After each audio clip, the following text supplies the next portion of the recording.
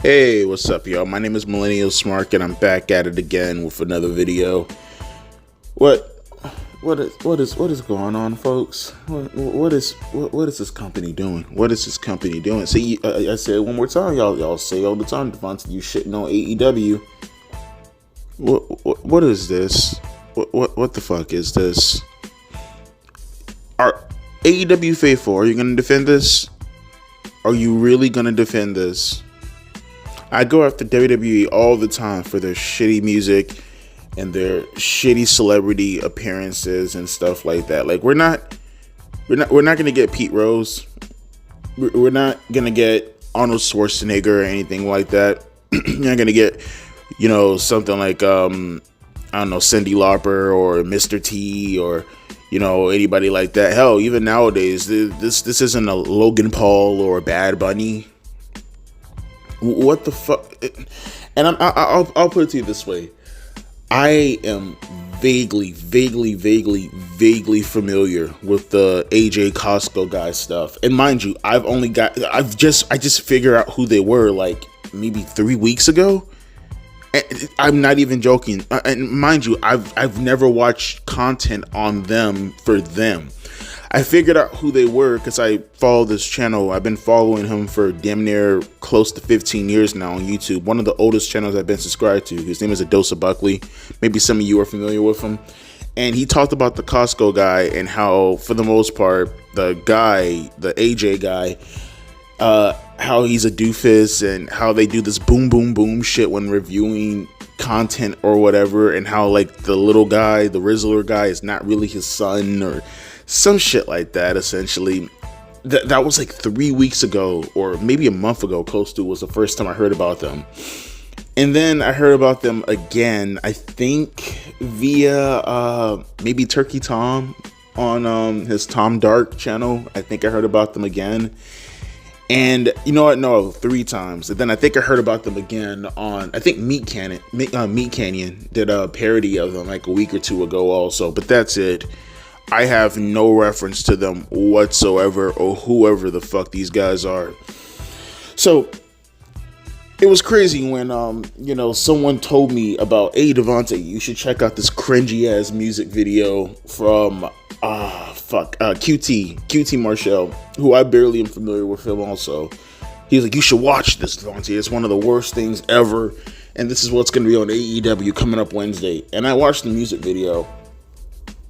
I just want to know, who's the audience for this? Like, who's the audience for this? That Costco guy stuff, from what I can tell, that seems like it's for kids, isn't it? Like, that's for kids. That's not for adults, right? I can understand to a lesser degree if you're involving yourself. Like, you really want to get edgy. You really want to get, like, with that audience or whatnot.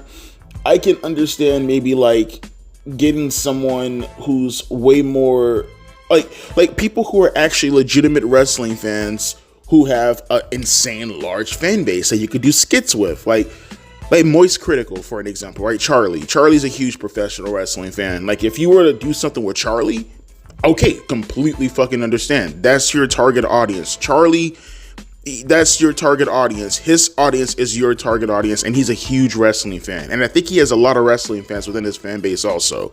I can understand going after Moist Critical. That would make fucking sense, right? Something along the lines of that. You know what I mean? If you really want to combat a Logan Paul, or if you want to combat, like, those social media guys, okay, I can understand going after Moist Critical. But AJ from the Costco, because he's a former professional wrestler? Is that it? I know he's a former professional wrestler. According to Tom Dark, I think he said he's a professional wrestler back in the early 2000s. And he sucked then too, from what I could see. He was an independent wrestler. But this, combined with that music video, combined with doing all this with fucking QT Marshall, who is this Eminat? Who are you getting? What is going on, bruh?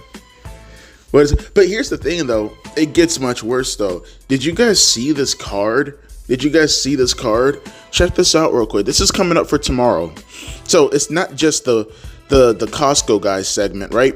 We also have an 8-man tag match with Will Ospreay, Powerhouse Hobbs, Ricochet, and Mark Davis versus Konosuke Takeshita, Kyle Fletcher, Lance Archer, and Brian Cage. Literally everybody in that match, I don't give a fuck about, honestly. I'll be fair, and I'll take that back. I'll say Will Ospreay and Kyle Fletcher, I sorta kinda want to see to a lesser degree, just based off of their promo last week. But everybody else within this match, I don't give a fuck about. I don't care. I really, really don't care. I want to care about a Konosuke Takeshita. I want to care about a Ricochet. They haven't given me a reason to. Then you have Chris Statlander versus Hikaru Shida for the 13th billion fucking time, right? Then you got Darby Allin versus Claudio Castagnoli, right? Orange Cassidy versus Wheeler Yuta, and CMLL's Hachicero, I think I said it right, Atlantis Jr. and Mascara Dorado will be in action. So your go-home show is not to do more stories, right?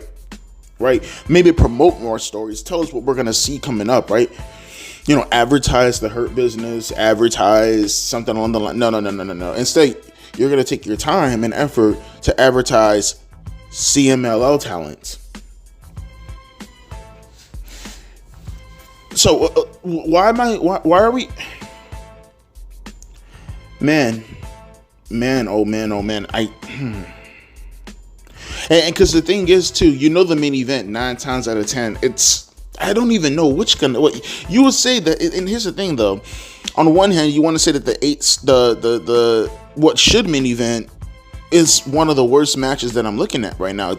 I guess theoretically, Orange Cassidy and Wheeler Yuta, just given the story or the fact that Orange is going to take on Jon Moxley in the main event, and I guess because they do have a background with Cassidy and Yuta, like, I guess that technically should be the main event.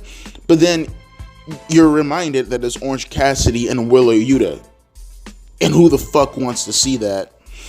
Then you think theoretically, okay, well, Darby Allin and Claudio Castagnoli, but who the fuck wants to see that, right? And then you would think, because it's AEW, where they typically do stupid shit like this, that the main event probably might be the 8-man tag match. But then, who the fuck wants to see that? And I'm struggling, folks. I'm struggling. I'm struggling with giving a fuck. I am struggling with giving the slightest fuck. I want to give a fuck. I want to, but then when you're promoting shit that does not have any see, here's the thing too. It's not just me. Like, it's not just me. See, we're gonna pretend as if I'm the only one who has a problem with this awful fucking card. We're gonna pretend as if I'm the only one who has a problem with Big Boom AJ, because that's what it says right here on this announced card. They said that the segment is Big Boom AJ.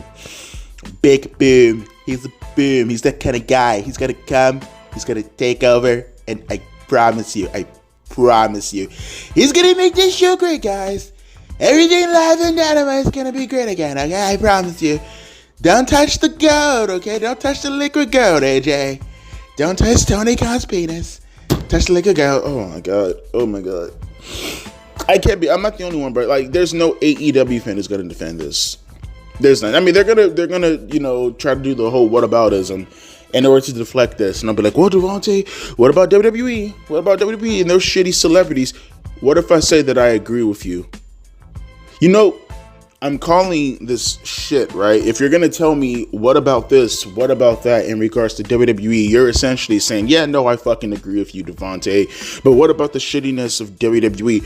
I don't care what you say about WWE because I don't give a fuck about WWE. What I care about right now is AEW doing better. And for you to sit back and say, well, you're right. What about this? All I needed to hear was I was right. That's it. You do understand that. That's why I don't argue with you people who say, what about WWE? When you say what about, what you're essentially saying is you're right, but how about this? I don't care about the how about this part that just goes in one ear and out the other. I don't hear that part. All I hear is you're right. So that you're right part is what I care about, and that's what I want to fix, and that's what I want to focus on. So you're distracting. You're attempting to distract from the problem. You know, the problem is you have AEW consistently putting out this garbage, right? You consistently have AEW who are absolutely fucking out of touch. They are absolutely out of touch, just like these news guys, right? Because as I'm talking to you guys, I'm trying to do some research on who this Big Boom AJ guy is and the rest of the Costco guys to see if they do anything relevant, right? I see that they do big numbers on TikTok, so maybe that might be a reference point, but then I see them on Jimmy Kimmel from what it looks like when I did the whole little, because I see people are upset that they got disrespected on Jimmy Kimmel, I guess. But that just tells you already, okay, Jimmy Kimmel, who the fuck watches Jimmy Kimmel in 2024? Who the fuck watches late night talk shows in 2024? And who watches late night talk shows in general, period, bruh? Like, who watches that? And I would think the people who do watch that, right, theoretically, that's going to be people like in their fucking 50s or some shit like that, right? Jimmy Kimmel's fucking live audience has got to be like fucking Generation X going forward. They don't know who the fuck the Costco guy is or whatever. Like, they don't know who the fuck these people are. Like, today's environment and the way they think, they're so fucking out of touch. I can't stress this enough.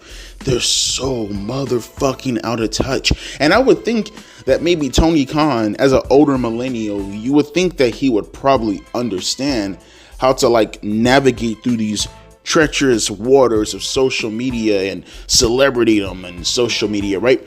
We're in the same generation, technically. Tony's older than me, but we're technically in the same generation. You would think that he would understand how this goes, but apparently he's completely fucking lost, right? He has been indoctrinated by the shittiness of the wrestling when it comes to his own company and his own philosophy, that he is distracted by what is actually attractive to the main audience as far as the people who go outside the bubble of AEW, which is why he looks at numbers in TikTok and he thinks to himself that these guys right here are relevant, but he doesn't ask himself who are these guys relevant with in regards to their audience.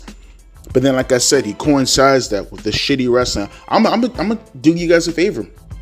I think I'm gonna take a broad guess here, right? Especially looking at this card, just taking a shot in the dark right now.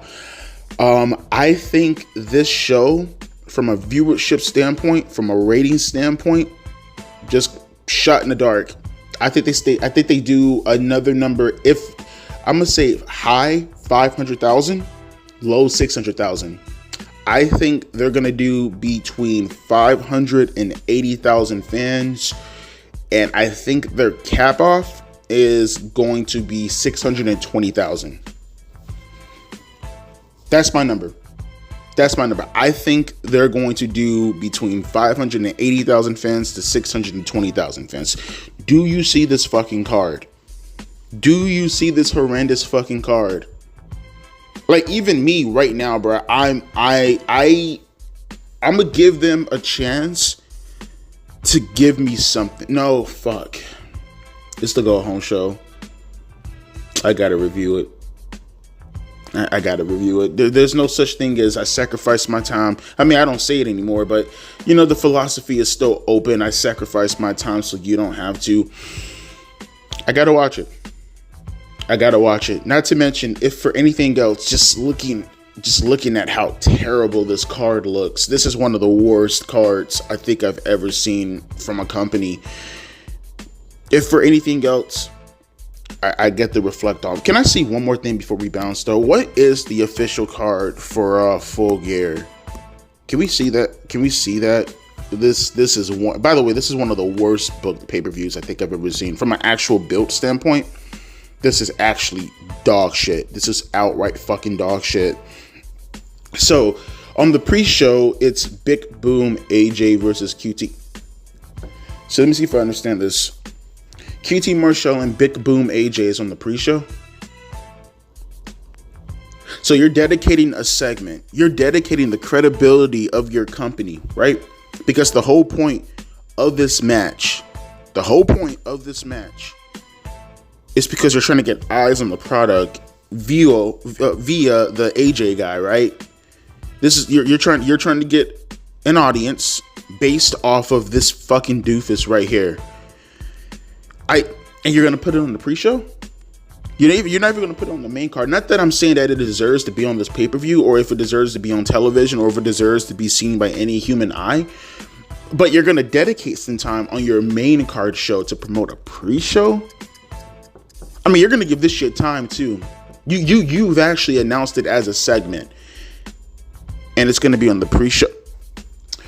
You have MJF versus Roderick Strong in a match that no one gives a fuck about because it literally has no build, and they're gonna try to cram in maybe a month worth of build coming up tomorrow night when it didn't have to be this way. You could have just went straight to Adam Cole and MJF and got this shit over with. But you know, Jay White versus Heyman Adam Page in a rematch that no one asked for.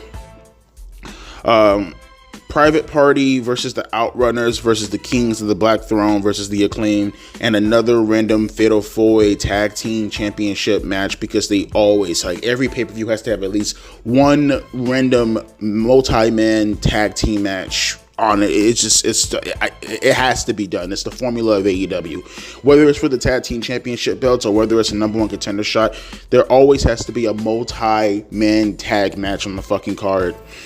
Mercedes Moné versus Chris Statlander. I don't care. I really, really don't care. Swerve Strickland and Bobby Lashley, probably the only match on this card that I care about. That's the only thing I care about. And even the build on this has been kind of lackluster. Jack Perry versus Daniel Garcia, I don't care. Will Ospreay versus Kyle Fletcher, I sort of kind of care because of the promo last week. But even then, it's like the build has been kind of lackluster, just like Swerve and Bobby. Jon Moxley versus Orange Cassidy, I don't care. And that's the main event. That's the card. That's the card. And your go home show, your go home, everything that's building up to Sunday, it's the matches that I talked about earlier. And you're gonna use Big Boom AJ, Big Bib AJ to be the drawing factor for all of this. Well, if for anything else, maybe we can get laugh out of this, right? If for anything else, maybe it might be one of those shows that it's so bad it's good. Maybe this is gonna be dog shit, but maybe it might be so bad that it's good, and we have something to laugh at. But AEW, Tony, you're so fucking out of touch, bro. You're so out of touch. Like I said, you're a fan. They're not going to defend this. They're not even going to defend it. They're not even going to attempt to defend this. They're either going to come after me personally because that's how they cope. They come after the person that attacks the company because they can't defend the company, or they do the whole whataboutism game and they talk about WWE. But like I said, in the end of the day, my whole point is that you can't defend AEW. That's the whole point. No matter if you come at me, no matter if you come at WWE, it doesn't matter. The point is you can't defend AEW, and you can't defend this fucking show. You simply can't. And that's why you cope. So cope even harder, bitch. As always, my name is Devontae, aka Millennial Smart, and I'll be catching you guys later. Deuces, P, Ice. I bring the beer. I bring the beer.